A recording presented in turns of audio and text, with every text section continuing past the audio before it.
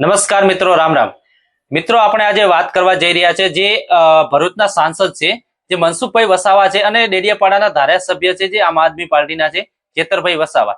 તો મનસુખભાઈ વસાવાએ ચેતરભાઈ વસાવા ઉપર એક આક્ષેપ નાખ્યો છે કે એમણે અધિકારીઓ જોડેથી 75 લાખની લાંચ માંગી છે અને એ લાંચ આપવાની મેં ના પાડી છે.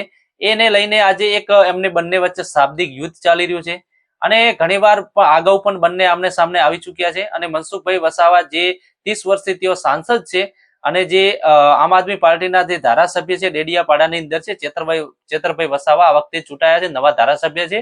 તો બંને વચ્ચે જે આ ચાલી રહ્યું છે એને લઈને આપણે સમગ્ર વિસ્તૃતથી ચર્ચા કરીશું. મિત્રો, હું છું વસનાજી વાઘેલા અને મારી ચેનલને હજી સુધી તમે સબસ્ક્રાઇબ ના કરી હોય તો ચેનલને સૌ પહેલા સબસ્ક્રાઇબ કરી દેજો.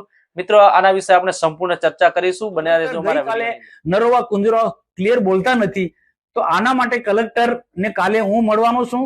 મારી સાથે જિલ્લા પાર્ટીના પ્રમુખ નીલરાવ પણ આવવાના છે અને કલેક્ટરને અમે કહીશું, રૂબરૂ મીડિયાને પણ લઈ જઈશ કે ભાઈ તમે જ કેવડિયા મુકામે હેલિપેડ પર તમે આજ વાત કહી કે ચૈતરભાઈ આ રીતના માંગે છે 75 લાખ. તમે કીધું છે, અમને તો ખબર નહોતી અને તમે મને કમ ફરી જાવ, સાચી વાત કહો. એટલે સાચી વાત કલેક્ટરને કાલે કેવી પડશે અને જો કલેક્ટર સાચું ના કે તો આ સત્યની લડાઈ છે.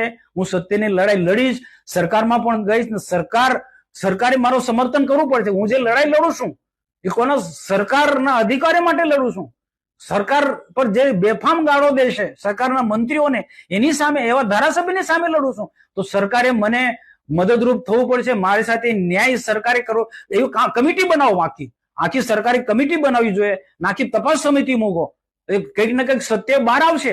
અને જો સરકાર જો મને મદદ ના હું ખોટી માંગણી નથી કરતો ખોટી રીતના, પણ એક સાચી વાત છે, સાચી વાતમાં જો સરકાર મને સમર્થન નહીં કરે તો હું ભારતીય જનતા પાર્ટી છોડી દઈશ અને સરકાર, જે સરકારનો વર્ષોથી મને વિશ્વાસ છે એ સરકાર પર હું ભરોસો નહીં. હમણાં જ છોડી દે ભાજપ.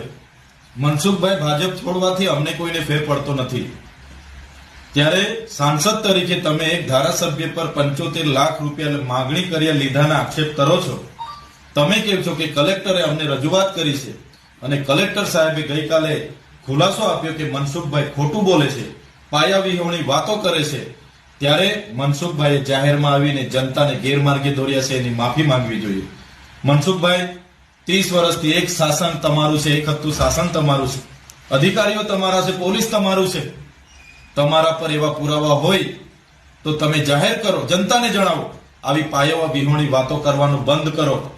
અગર તમે આ જ પ્રકારની તમારી હેલફેલ વાતો વાણી વિલાસ કરતા રહેશો તો મજબૂરન અમારે આવનારા દિવસોમાં તમારા પર લીગલી કાર્યવાહી કરવી પડશે. તો મિત્રો, જે આ સમગ્ર ઘટના છે એની અંદર જે સાંસદ છે ભાઈ મનસુખભાઈ વસાવા છે, મનસુખભાઈ વસાવાએ એવું કીધું કે જે ધારાસભ્ય ચેતરભાઈ વસાવા છે એમને અધિકારીઓને ડરાવ્યા છે અને અધિકારીઓને ધમકાવીને એમના જોડેથી લાંચની માગણી કરી હતી, જે 75 લાખની લાંચની કે માગણી કરી છે. અને એને લઈને મને કલેક્ટરે રજૂઆત કરી છે. કલેક્ટરે મને કીધું છે અધિકારીઓની સાથે કે આ ચેતરભાઈ વસાવા છે અમારી જોડે લાંચ માગી રહ્યા છે 75 લાખની. તો એને લઈને આ સમગ્ર વિવાદ હવે ઉગ્ર બન્યો છે. અને જે ચેતરભાઈ વસાવા છે, જે ડેડિયાપાડાના ધારાસભ્ય છે, એ આને લઈને કલેક્ટર જોડે જાય છે. કલેક્ટર મીડિયાની સાક્ષીએ કલેક્ટર જોડે જાય છે અને કલેક્ટરની હાજરીમાં એમને મીડિયાની હાજરીમાં કલેક્ટરને પૂછે છે કે મેં ક્યારે કોઈ અધિકારી જોડેથી લાંચ માગી નથી અને આની મને સાબિતી આપો ક્યારે માગી હોય.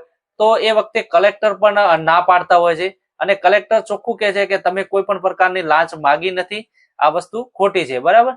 તો હવે મનસુખભાઈ વસાવા અને ચેતરભાઈ વસાવા આના મુદ્દા લઈને આમને સામને આવી ચુક્યા છે. અને મનસુખભાઈ નું કેવું એવું છે કે હું ક્યારેય ખોટું બોલતો નથી અને ખોટો છું નહીં. અને જે એમને મારે હાજરીમાં જ એમને કલેક્ટરે કીધું છે કે અમારી જોડે લાંચ માગે છે અને આ વાતની જો તપાસ નહીં થાય, આ વાતે મને ન્યાય નહીં મળે, જો ભાજપની સરકાર અને અમારી પાર્ટી જો મને ન્યાય નહીં કરાવે તો હું આ પક્ષમાંથી, ભાજપ પક્ષમાંથી રાજીનામું આપી દઈશ. એને લઈને પણ એમને એવું નિવેદન આપ્યું છે. તો મિત્રો, જે ખરેખર ઘણા ટાઈમથી આપણે જોઈએ છીએ એ ચેતરભાઈ વસાવા અને જે મનસુખભાઈ વસાવા એક જ સમાજમાંથી આવે છે, બંને આદિવાસી સમાજમાંથી આવે છે અને બંને વચ્ચે વારંવાર એકબીજા વિરુદ્ધ ઘણી વખત ચર્ચાઓ ચાલતી હોય છે અને એકબીજા વચ્ચે ઘણી વખત ઉગ્ર બોલાચાલી પણ થાય છે. તો જે સાંસદ છે ત્યાંના એમના સાંસદનું પણ કેવું છે કે હું અધિકારીઓના બચાવ માટે કે અધિકારીઓને જે કોઈ ડરાવી કે ધમકાવી રહ્યું છે એમના પક્ષમાં રહીને બોલું છું. અને ભાઈ ચેતરભાઈ વસાવા પણ એક આદિવાસી યુવા ચહેરો છે અને આદિવાસીઓને સમગ્ર જે કોઈ પણ પ્રશ્ન હોય એને લઈને એ હંમેશા આગળ હોય છે અને મેદાનમાં આવતા હોય છે. તો મનસુખભાઈ વસાવા પણ એ જૂના 30 વર્ષથી ત્યાં સાંસદ છે અને ચેતરભાઈ નું કહેવું એવું છે કે તમે 30 વર્ષથી સાંસદ છો, સરકાર તમારા પક્ષમાં છે, સરકાર તમારી છે, અધિકારીઓ તમારા પક્ષમાં છે, પોલીસ પણ તમારા પક્ષમાં છે, બધા જ તમારા પક્ષમાં છે, તો પણ એ લોકો કેવી રીતે ફરી શકે બોલીને? જો આ સાચું હોય તો એ બોલી ન શકે. મિત્રો, આ સમગ્ર જે ઘટના બની છે એનું મૂળ કારણ શું છે? જે સમગ્ર ઘટના બની છે એનું મૂળ કારણ એક એવું જાણવા મળ્યું છે કે જે અગાઉ નરેન્દ્રભાઈ મોદીજી કેવડિયા આવ્યા હતા અને કેવડિયાની અંદર જે એમની સભાને લઈને ખર્ચ થયો હતો એ ખર્ચની તપાસ માંગી હતી ચેતરભાઈ વસાવાએ અને ચેતરભાઈ વસાવાએ ખુલાસો માંગ્યો અને તપાસના એ હિસાબ માંગ્યા હતા કે એમના જે સભાની અંદર કેટલો ખર્ચ કરવામાં આવ્યો. તેમના ખર્ચને લઈને એમને એક વિડીયો પણ આવ્યો હતો સોશિયલ મીડિયાની અંદર કે જે આજુબાજુનું ગ્રાઉન્ડ જે સ્ટેજની આજુબાજુ કપચીને નખાવા માટે કરીને કોક 3 કરોડ પ્લસનો જે એમનો ખર્ચો હતો, અલગ અલગ જે ખર્ચા એમને બતાવી રહ્યા હતા એને લઈને એમનો એક વિડીયો આવ્યો હતો. તો મિત્રો, આને લઈને આપણને એવું પણ લાગે છે કે કદાચ એમના જે એમનું નિવેદન હતું, જે એમને ખુલાસો કર્યો હતો કે ભાઈ આટલો ખર્ચો આ સભાની અંદર કેવી રીતે થઈ શકે, એમને જનતા સમક્ષ ખુલાસો કર્યો હતો, એને લઈને પણ કદાચ આ એક આક્ષેપ કરવામાં આવી શકે છે. અને ત્યાંના જે અધિકારીઓનું પણ એવું કેવું છે, હાલ જે કલેક્ટર છે કલેક્ટરનું પણ એવું કેવું છે કે ચેતરભાઈ વસાવાએ અમારી જોડે કોઈ લાંચ માગી નથી અને અમે ચેતરભાઈ વસાવાએ અમને કોઈ દિવસે હેરાન કરતા નહીં, કોઈ લાંચ માગી નથી, એમને પણ ખુલાસો આપ્યો છે. તો અગાઉ આપણે જોઈએ તો મનસુખભાઈ વસાવા અનેકવાર અધિકારીઓને ગાળો બોલતા પણ નજરે પડ્યા હતા, આપણને નજરે આવ્યા હતા. અમુક સોશિયલ મીડિયામાં એમના વિડીયો આવ્યા હતા જે અધિકારીઓને પણ અમુક વખતે ગાળો બોલતા હતા.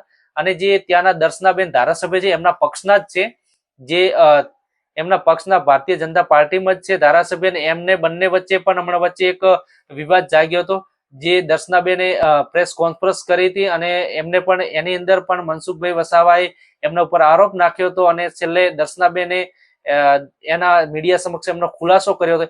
એ વખતે પણ એમને એક એમના બંને વચ્ચે આ બધું વિવાદ ચાલ્યો હતો.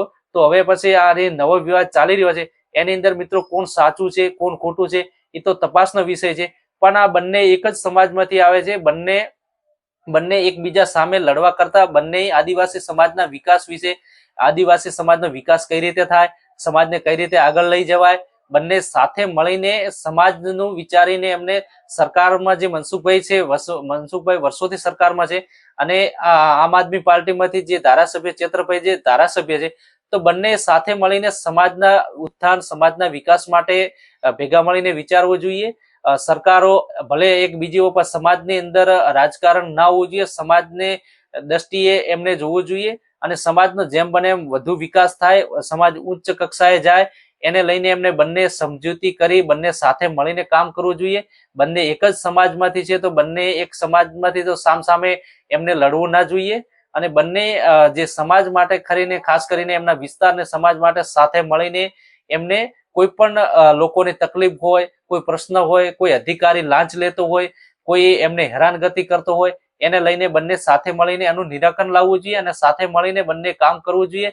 ભલે પક્ષ અલગ છે પણ સમાજ માટે એક થઈને રહેવું જોઈએ. એક જ સમાજમાંથી આપણે આવતા હોય તો આમ સામસામે લડીએ યોગ્ય નથી.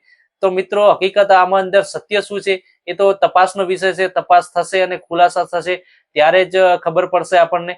પણ હાલ જે એકબીજા ઉપર આક્ષેપ ચાલી રહ્યા છે એને લઈને રાજકારણ પણ ગરમાયું છે અને મિત્રો આની અંદર હકીકત સત્ય શું છે, સાચું કોણ છે, ખોટું કોણ છે એ તો આગળ જોશું હવે શું થાય છે.